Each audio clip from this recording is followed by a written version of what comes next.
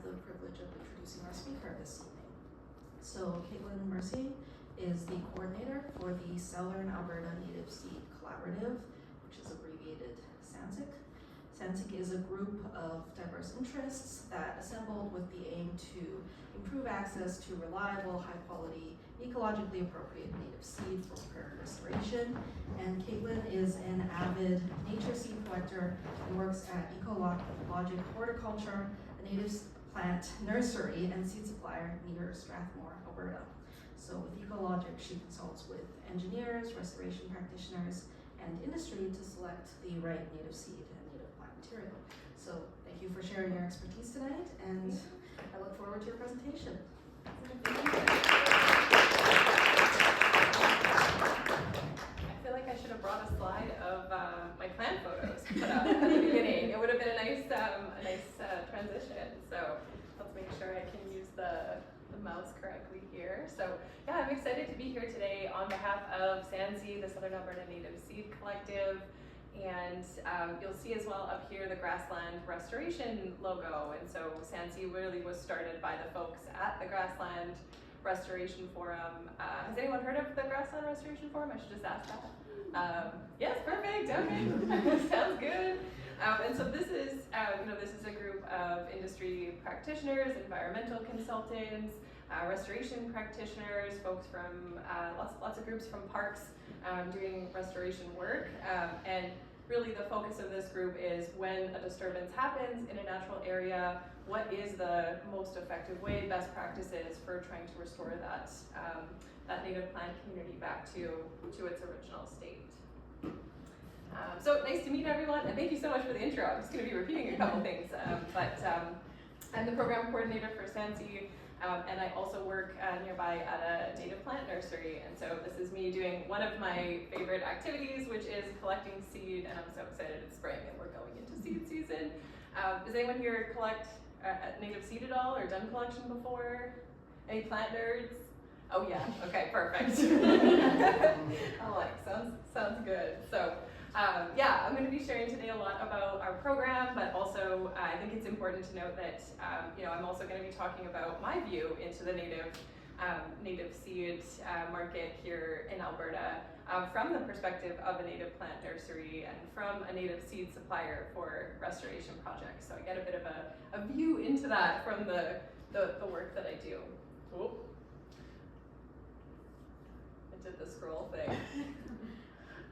So our agenda for today, we're going to talk about some of the challenges that we're facing with native seed here in Alberta, talk a little bit about how SANSC is planning to solve those challenges, and then there's been a large group of folks putting together a strategic plan for the next 5 years, and so I'd like to share that with the hopes that maybe someone will put up their hand and go, hey, I can help with that, or that's something I'm interested in. And certainly at the end of the presentation today, love to chat. And if you have some ideas about how we can tackle some of these challenges, would love to hear them. How's the audio? You guys can hear me okay? I'm standing close enough to the mic. Perfect. So, really, and I'm sure this group knows better than anyone, the ideal scenario, as we're seeing a lot of our native grasslands diminish season over season, is to conserve those natural areas. I mean, conservation really is the primary goal, but when a disturbance does take place in a natural area, it's important that we're thinking about the best way to try to restore that disturbed area back as close as possible to the state before that disturbance occurred. And so I think, a lot of times when that disturbance takes place, everyone's surprised at just how much effort it really does take to restore that area back to its original state. It's time consuming, it's expensive, and those plants have been there, generally plants and wildlife, for a really long time. And so it's not easy to put it back the way that we found it. And so typically what'll happen, let's say, we're starting with a disturbed site, and this is what I'm gonna outline is the ideal process. This is if everything is going right. We've got a disturbed area to restore. We've put together a restoration plan, and so oftentimes before a disturbance takes place, there's a survey. What plant community exists here? what does that state look like? How healthy are things? So that, there's awareness around what we want to bring it back to.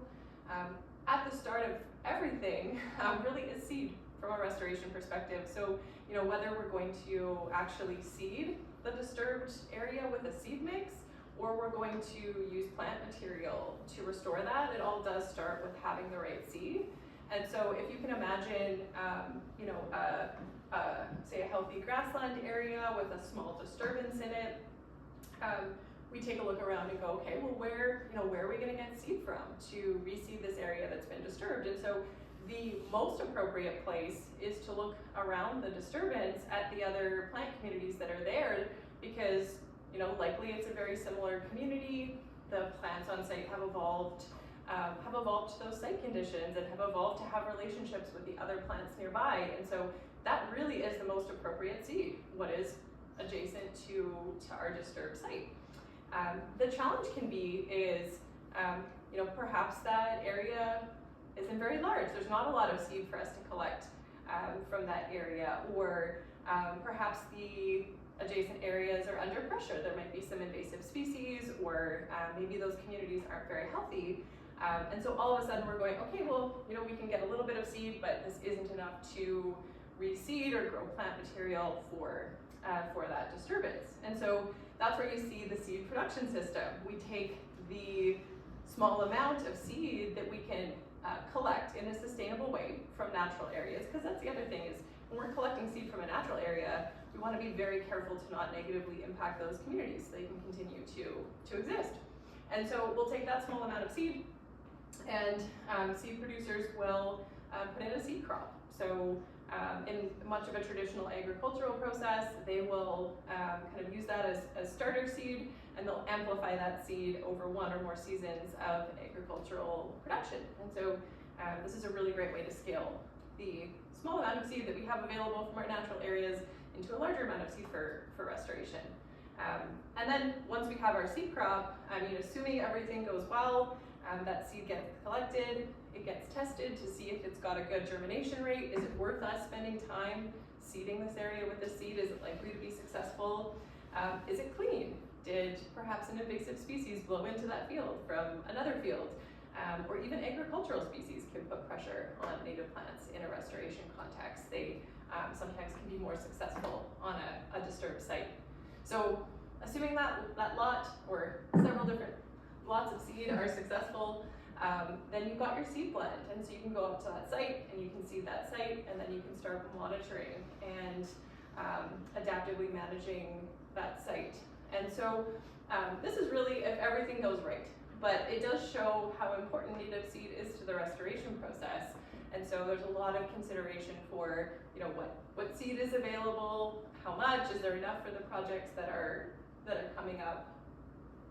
It really is about the right seed at the right time. And a lot of it comes down to genetics, because we can have one species, say June grass is a species of grass that's native here to Alberta, and that species can occur here in Southern Alberta, but it also occurs naturally in the States. It also occurs in Germany. It's a circumpolar species. And so, it's not enough for us to say, oh, we need June grass for this project, because, you just think about how these plants have had to adapt over a long period of time to such different conditions to be successful. And that's why genetics are really so important to native seed. So I talked a little bit about, step one, wild harvesting. So what is available from our native plant communities? And so, there are large stands, particularly of native grasses, that exist in natural areas. And a lot of these are on public land or private land. And assuming it's a really great year for seed production, there's the right amount of moisture, and that species is really happy, you can go out with equipment and you can harvest that seed, and you can get, what is a relatively large seed crop for wild harvesting. So, we see lots of folks out doing this and bringing some fairly large crops of seed to the market for restoration work. And man, those guys, it's a hard thing to do. They've got a bit of an inventory of different collection locations where these species occur, and they check them each year, because a lot of these grasses don't necessarily go to seed every season. Rough fescue, which is one of our keystone species in Alberta, it can be 5 years between a good crop of rough fescue seed. And so it makes it, very challenging to restore that species on a natural site, but then it also makes it really challenging to find seed for that species on a natural site. But there's some really wonderful folks that are part of SANSC that are out doing this and cruising around and knocking on doors and keeping an eye on what are the grasses doing this season and how's the moisture level been. And this is the other method, and I do a lot of this, which is sometimes compared to grasses, when you have wildflowers that you're collecting, they'll just occur in little pockets, in clusters, communities, in some of these natural areas. And so the easiest way is to be walking around with like seed bags for 10 different species that you're collecting and collecting your wildflower seed that way. But same idea, there's a lot of this seed is on public land, private land, parks.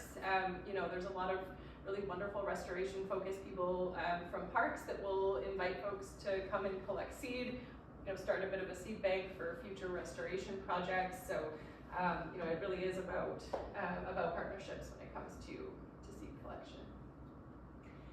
But the challenge still is that there is a lack of regionally adapted seed. And so whether it's looking at the seed that's available from wild harvest and also looking at the seed that's being produced locally from wild collected seed, there's still lots of times that there's really great intentions for restoration projects, but folks are looking around going like, well, is there seed? Like, can we get the seed that's required, and are the genetics right? Like, where did that seed come from? Do we think it's going to be successful on site?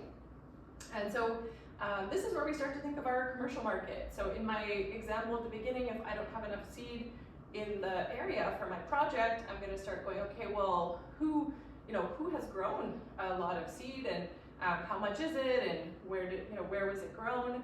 And there's really quite a mature commercial seed market across North America. And I have to say that the U.S. is well ahead of Canada because they've got they've had organization at a federal level, they've had funding at a federal level. They're very specific when they specify seed for a project about what county they want that seed to come from, and if they're doing restoration work in one county, there should be seed from that same county. So they've really done some amazing work, and there's lots of producers that have been supported by this structure in the U.S. that grow seed crops. So because they're a little bit further ahead, it means that they've got, there's generally more supply in the U.S. than there is in Canada.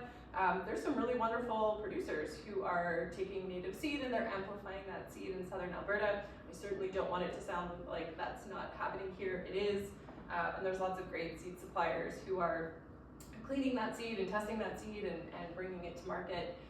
However, when we start to run out of our supply here in Southern Alberta because supply can't keep up with demand, then folks start to look around and go, okay, well, like, can we bring in seed from the States, and is that actually going to be adapted to our site that we're installing it in? And there's lots of considerations as well. I mean, what is an invasive species for us here in Alberta is, might be not a problem for a producer down in the States. And so everyone's just got to be really careful when they're looking at bringing in a seed lot from a little further away that they're thinking about those things.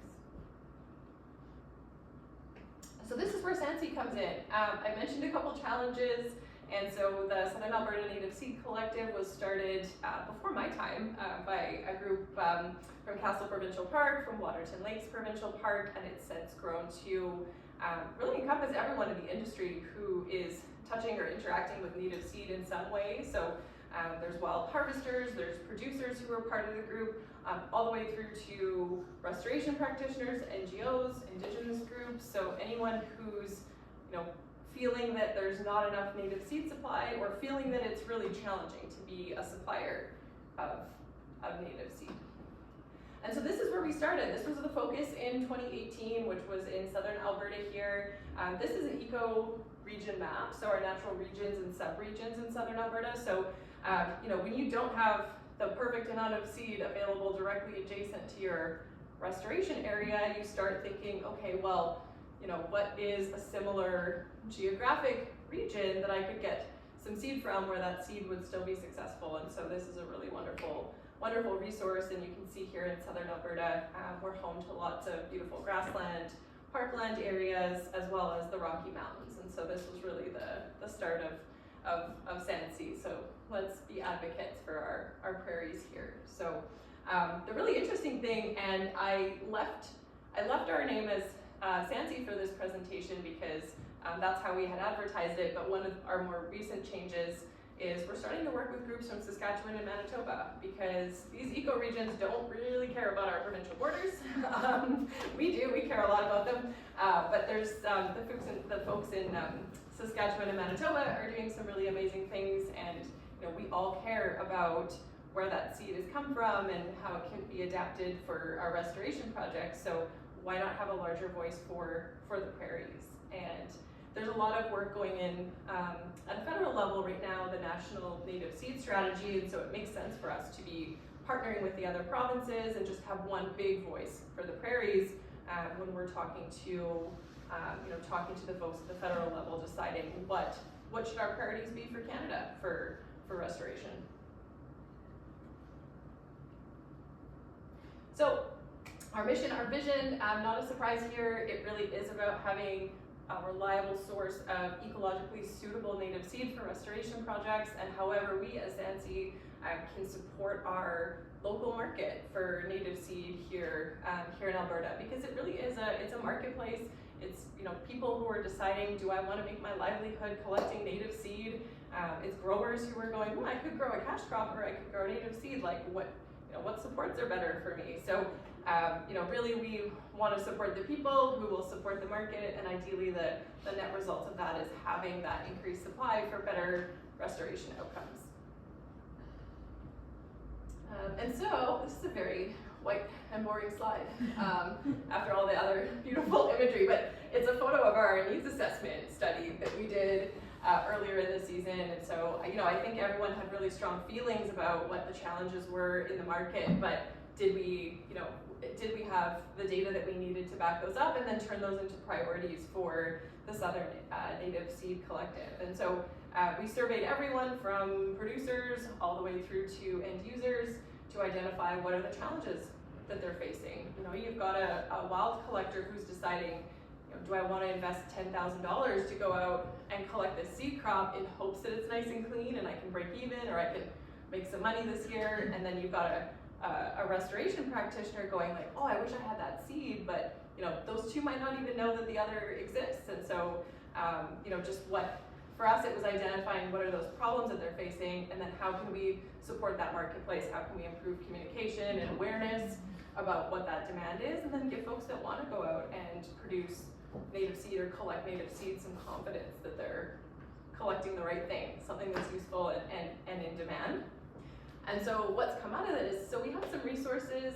If you're interested, you can visit the Grassland Restoration Forum website. There's a Prairie Native Seed Collaborative tab on there, and so we have these resources available. If you know a landowner who has some healthy or even somewhat healthy native prairie or native species, and they'd be open to seed collection, we're really trying to create awareness with landowners. It can be the concept can feel a little bit invasive to a landowner. Someone's going to come on my property and they've got equipment, and are they going to leave tracks in my field, and are they going to take too much seed, and my rangeland is not going to be healthy next season? And so it is, like you're really putting a lot of trust in a wild collector coming onto your property, but there's also a revenue opportunity. And so we see a lot of grassland being converted into cropland because landowners are in that, they've got that financial challenge. And so wild collection provides a financial incentive while also incentivizing the landowner to steward that native plant community and keep it healthy so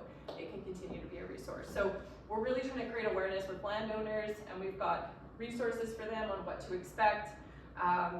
Even last season, we're taking folks out to tour previous restoration sites just to be like, can you even tell that that collection happened, and talking to landowners that were really happy about their experience to spread the word that this is happening. And then as well, education for harvesters. So we're trying to encourage people who aren't harvesting native seed, or maybe just have a small business and want to grow their business. What tools and equipment do you need? Can we put you in touch with a landowner who is interested in wild collection? But also, here's some standards of good practice too, because we don't want a ton of folks jumping in and then maybe not being as careful as they could be with the plant communities that they're collecting from, or just how they're treating the land and their relationship with the landowner. So it's a bit of like code of practice that we want collectors to sign on to. The one thing I'll mention that's really an interesting collection opportunity, there's a group of people called the Alberta Native Plant Rescue operating locally here. And so they will go out and they'll partner with land developers who are, say, putting in a new neighborhood around the city, and they'll look for native plant communities that are going to be developed anyways. And so that is like the one native seed opportunity where when you go out, you're like encouraged to take 100% of the seed. So it was just a weird experience for me. I was like, I'm so used to just taking like a little bit. I was just like, oh, you want us to rescue this all? Okay, yeah, let's rescue it. And so we'll go out and we'll collect seed and we'll bring it back and we'll grow up plants, or we'll use it for restoration work. So anyways, if you at all have a bug for seed collection, or they actually like, you can just dig up plants for landscaping in your yard, really an awesome group. And in the summer they have so many partnerships with developers, so like most weekends you can go out and collect some native plants for your yard if you want to rescue them. So in terms of priority for SANSC, it really is, because this is a market, it's a balance. And so let's say tomorrow we were just like, all right, only seed from 100 kilometers from site can be used for restoration. A lot of restoration work just like could not go forward for a couple seasons while that seed was being produced. So it really is about like the slow tightening of specifications and just educating the folks that are specifying seed source for a lot of these projects over time. And then at the same time, having that connection with producers and letting producers know that, okay, this project in a couple seasons is going to call for seed from this ecoregion. Can you go out and get that and produce that and have that seed available for that project? And then the producer's like, oh, okay, I'm gonna grow this out, and I know I have a buyer for my crop because I'm gonna start 2 years ahead and just hope that someone's gonna buy that. So it really is just collaboration, communication, and it's not trying to do anything too quickly. And support. There's a lot of support for growers in traditional agriculture, but native seed is not yet considered a crop. So this is really on our roadmap to start to advocate a little bit more loudly that it is a crop. It is high risk. There's specialized equipment. There hasn't been as much research about production as there has been with other crops. And so if I'm a grower, I'm like, this is a nice known return on investment here with my cash crops. Like, why would I want to try something new? And so what supports are there to encourage growers to start considering this as they would with any other crop. So if you're interested in continuing to nerd out about native seed, there's a gentleman who is part of the Southern Alberta Native Seed Collective. His name is Rennie Grills, and he's actually gone out and he studied what has worked really well in other markets. So in Europe, in the US, Germany, like the States, is really far ahead in terms of how they structure their native seed requirements for restoration. And so he's published a full report, and we're just kind of absorbing this. This has just recently come out from the SANSC perspective, and we're incorporating this into our strategic plan, which you'll also see on the Southern Alberta Native Seed Collection website. So it really is about supporting collectors and growers. It's about working with the restoration practitioners who are specifying seed. It's trying to get the market not to just focus on price, so what's the best price for this species, but maybe what's the best price for species that came from this seed zone or this region. And so that's change that takes time to make. I'll pause there. Any questions or thoughts? Does anyone want to go out and collect seed now? Yeah. And I don't know if this is like kind of maybe a separate thing, but do you you guys deal with kind of like the soil science and like especially in the grasslands, right? The fungal like interrelationships with the soil are really important. And so how does that factor into like your collection and like getting seeds established? That's a good question, and that's something that the Grassland Restoration Forum is really focused on. So I know that there's a couple studies that are ongoing into mycorrhizae and the role that they play in grassland restoration. And so GRF does a fall session each season, and they're typically giving it updated every fall session on how that study is going. So it's certainly being considered. But it's more the group at the GRF level is working on that. Yeah, because there's some, like there's mycorrhizae that you can like purchase to add as a supplement, but it's like, that's not necessarily the same community that occurs natively on your site, right? So it's sort of a similar thought, like when you're thinking about genetics of seed, it's like, okay, well what's your, like what are the genetics of the rest of what's happening in the soil, right? Yeah. Are you able to store the seeds that you collect for quite a while? Like, do you have to use them within a certain time frame, or are you able to keep like a ton of different varieties for if something comes up or if the market changes, things like that? Yeah, that's a great question. And I don't think I put a slide in here, but yeah, just around seed banking. And so, that really is our wish, is to have a seed bank for the grasslands. And so there's a lot of companies, like I'm saying this as SANSC having a seed bank, but there's a lot of companies that have their own seed bank or have a seed bank in partnership with some parks or clients who are doing restoration work. So like in my role as EcoLogic, for example, we have some clients or parks that we're working with, and we'll go out and we'll collect each season and we'll seed bank that for them. And so you can store it like refrigerated, or you can even like freeze it for much longer term storage. And then we have it on hand once they know, okay, well, then what's the next phase of their restoration plan that's going to take place. And so do we need plant material? Is it just going in as seed? So there's companies are doing that in the marketplace right now, but the opportunity would be to have a central seed bank, and then also have a bit more control about what's coming in and what's going out, and is the appropriate seed zone being used, because I would say forestry certainly is a few steps ahead of where we're at in the grasslands, like in the white zone here. But yeah, like my fridge at home has seed in it just from my personal collection. So fridge is a great place for your seed.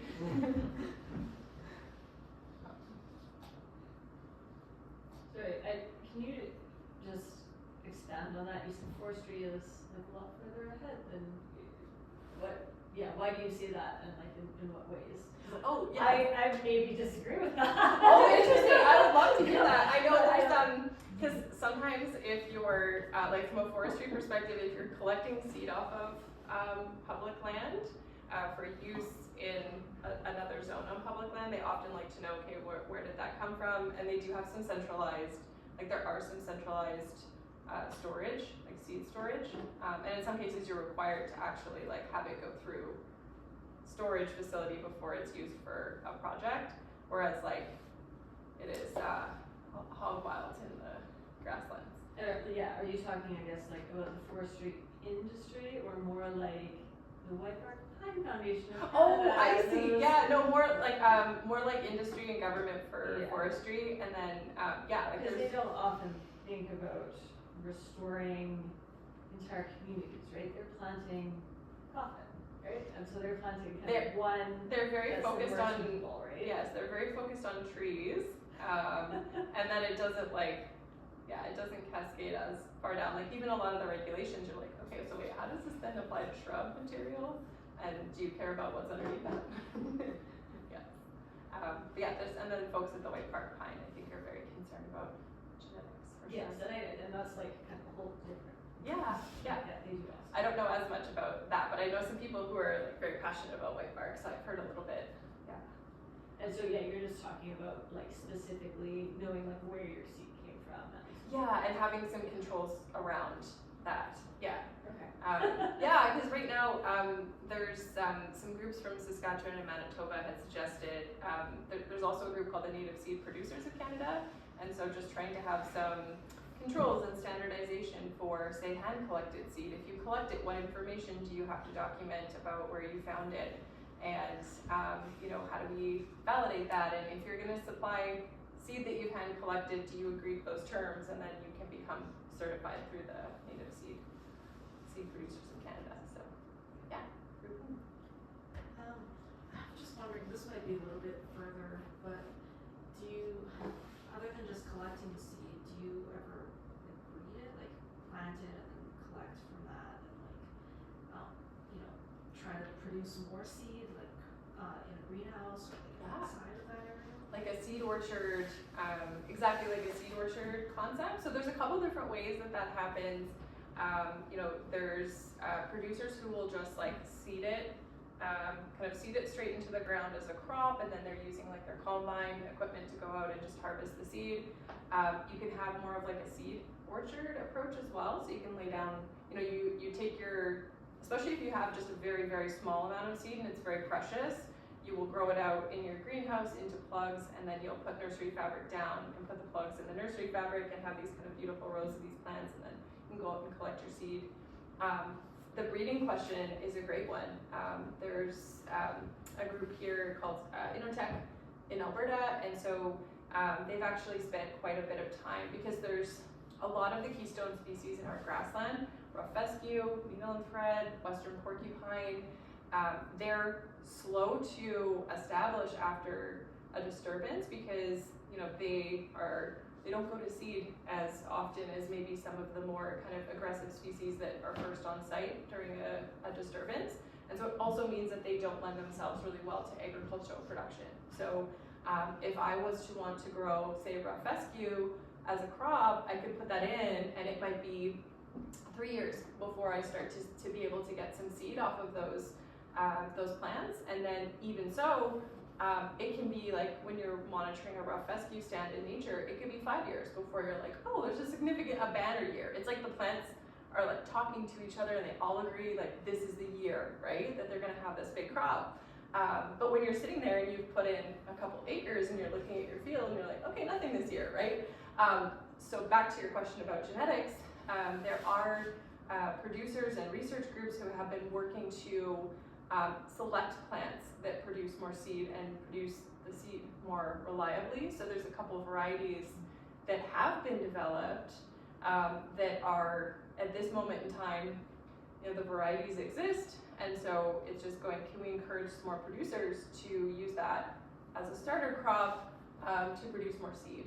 So it really is a bit of like an education, supports, engagement for producers, because it is a bit unknown. We're sort of going like, hey, this produces more seed than it does in the wild, but there's not a lot of other folks that are growing crops of rough fescue. But we need a lot of rough fescue. It's our keystone grass, and we need to be able to restore some of these disturbed areas. Yeah. I was just wondering how long you can store them, and if you freeze the seeds, do they store better? Yeah, so it's a great question. You know, typically, if you're refrigerating seed, you can expect to lose a couple percentage points from your germination each year. So it is, you know, they're slow, but at the same time, you know, there are some seed banks where seed has maybe been sitting there for 6 or 7 seasons now without a producer to grow a crop, and so at that point, someone's kind of going like, hey, we need to refresh this seed crop or this stock seed that we have sitting here, or we're going to lose viability for the population. You certainly can freeze it as well. Like there's a lot of seed banks where like it's just in like longer term storage, but a lot of it is in refrigerated storage. That's also why it can be challenging if you're collecting seed. You don't want to speculate too much, because you are going to end up putting it in storage, and so it's really lovely when there's partnerships between collectors and native plant nurseries and suppliers and producers and users of these restoration projects, because then you know, you're collecting more of what you know you think is actually going to get used for that project. It's turning over a lot more quickly, and those populations stay a little bit healthier. And particularly like if there's a lot of research and development going into developing sort of cultivars, we'll call them, of these species that produce a little bit better or have characteristics that we like, then you really want to make sure that you don't lose the viability of those populations. So yeah, most of what we are handling at EcoLogic is just in cooled storage, and it tends to turn over fairly quickly. We don't do a ton of like really long-term storage. I was just wondering with rough fescue as an example, what's the success rate of planting seeds in a disturbed area, assuming we have the right, That's my favorite question. yeah, the right, genetics. Yeah. It was adjacent or close and all that worked. Yeah. What's the chance that the plant will actually grow out of that seed? And when? Or do you wait 6 years and hope? Yeah. Yeah. Yeah, and rough fescue, so rough fescue has to be one of the most challenging grasses to establish on site from seed. And it's tough to generalize because it really does, it depends on your site conditions, it depends on, your health, what else is there, and then what else you have in that seed mix with it. Because oftentimes, when a seed mix with rough fescue comes across my desk, like I see one that's being requested with rough fescue seed, it also has species in there like wheatgrasses that are more aggressive. And so what tends to happen, and actually it's really interesting, the City of Calgary riparian monitoring program, they did a study and they went out to 20 sites in the city where rough fescue was in that seed mix and it was seeded, and they checked to see, okay, well, what percentage of these sites did it actually establish on, and they haven't seen it yet established from those seed mixes. Now, an urban context is very different than say like a natural area surrounded by healthy grassland where there's not the same pressures that there are here in the city. Like there's invasive species and oh my gosh, you name it. Like your chances of rough fescue being successful from seed in the city are just. But I've also talked to a practitioner who had luck in a very kind of dry and gravelly site, and he mentioned that he primarily was seeding rough fescue, and I think there's a couple other slow establishing species, and it's the only thing that took because it was so dry that even like the invasives and just some of the other like agronomic grass species, like nothing else could even establish, right? So in that scenario, it didn't have as much competition. So typically, if you're walking through a really mature rough fescue grassland, it's a lot of rough fescue, right? Like over time, it is that climax species. So it's not nearly as well adapted as say like slender wheatgrass or some of those species that do thrive really well on a disturbed site. So we, if the site conditions are right and there's like irrigation available for projects in the city, we generally recommend, don't necessarily don't use seed. You're going to spend a lot of money and spread a lot of precious rough fescue seed, and you're probably not going to see a lot out of it, particularly in an urban context. Use plugs for rough fescue. So in the nursery, we can, within a season, we can get a plug to where that grass would be after 2 or 3 years if it was having a successful time on site. And so it just gives rough fescue a little bit of a head start. You can still seed some of the other, grasses that are successful on a disturbed area, but it just gives it a little bit of a head start against some of the other grasses that are there. And plugs, do they have a good success rate? It comes down to the site. So that is typically what we'll recommend for an urban context where there is irrigation. Sometimes when you get out to a more remote kind of reclamation or restoration context, that plug is a nice snack for something walking along. They just pick up their salad to go, depending like if you've got grazing or browsing pressure in the area, that's a consideration. The time of season that you're planting and moisture, because you're putting that plug in a scenario where it might not get moisture immediately, whereas like when you put seed down, you're letting it decide when the conditions are right for it to germinate. So it just comes down to like what's going to be happening on that site afterwards. But yeah, it's anytime I see rough fescue in a seed mix, I'm just like, is that the best use of our precious seed? Does it have a chance to really be successful on that site? Okay. Yeah. Thanks. Are you a rough fescue fan? Yeah, I am. Yeah, I am. I mean, part of the reason I came to your talk was I'm trying to think of ways to kind of restore some acreage and land Okay. that we have, and Yeah. there's a lot of great rough fescue, and it's also got a story of being homesteaded, and the homesteaded land has much less rough fescue after almost 100 years now Yeah. of sitting there, where you would think some of the seed would move around. But in any event, I've been involved with the landowner group, Livingston Landowners, Yes. for 20 years, and we always say rough fescue can't be restored. You know, that's what we, and I know that that's very general, and if I was to say that, I would be talking without any knowledge. I've already learned quite a bit more than I knew that. It's a rumor for a good reason. Yeah, Like it's, yeah. sure, and people that say it with Yeah. big, like a rancher says it a lot more thoroughly than I. But yeah, I still think it would be fun to garden some. Like I would just like to garden some rough fescue because I love the plant, and I'd also like to garden a few of these shrubs that we see in our immediate area. It's beautiful stuff. It's sort of like the slide that you left us with in terms of the shrubs, and just see what happens. So I just wanted to ask. That's why I was Yeah. asking. Yeah, rough fescue are so beautiful. Like when you have a community of really old ones, it's like walking through a Dr. Seuss, you know, like book, right? With their big mounds off the ground, and they're just like the coolest looking grass. Yeah. But yeah, it is challenging because a lot of, like when you look in a lot of our natural areas, a lot of the native plant communities are found on hillsides.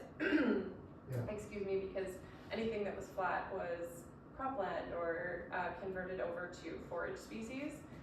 And that's also why it's so challenging to restore rough fescue with, you know, where forage species are, because forage species are just bred to be so competitive. Like rough fescue just really, unless those forage species are really removed, like, you know, very well removed before that restoration takes place, they can't compete. Okay. So that's probably why it's like, yeah, as soon as like, you know, there's probably this sort of like border, right? Oh, Yeah, and they can't, the rough fescue just can't cross it. Yeah, but we're, as EcoLogic, we're starting to work with some, just, you mentioned gardening, but we're starting to work with some garden centers here in the city, because, you know, for a long time, even if you wanted to garden native plants, it wasn't really an option, or you could go to plant rescues, which I have a lot of rescued plants in my garden. But yeah, so we're starting to see if we can supply some local garden centers with things like rough fescue, and there's education that comes with it. There's very few people that are like, yeah, I know what rough fescue is, and I love it, so I get excited when I hear folks that do. Okay, well, maybe I'll ask you after a bit for some hints. Yeah. Thank you. Any other thoughts, questions? Also, please feel free to just come chat with me if you don't want to like have a conversation in front of the room. I'm like a little bit introverted, so I'm like, I wouldn't put my hand up and ask a question. I would save it for later. So, yeah, so that's everything. I mean, you know, please, if there's anything that you saw today that you're just like, oh, I'd love to partner with SANSC to work on that, or just even get updates. We're going to be putting together our own website. Right now, we're kind of existing as part of the Grassland Restoration Forum, and we're using space on their website, but hopefully by the end of this season we'll have our own site and we can post updates and you know, start to encourage more collaboration and communication. Cool. Well, thank you so much for having me. This was such a pleasure. I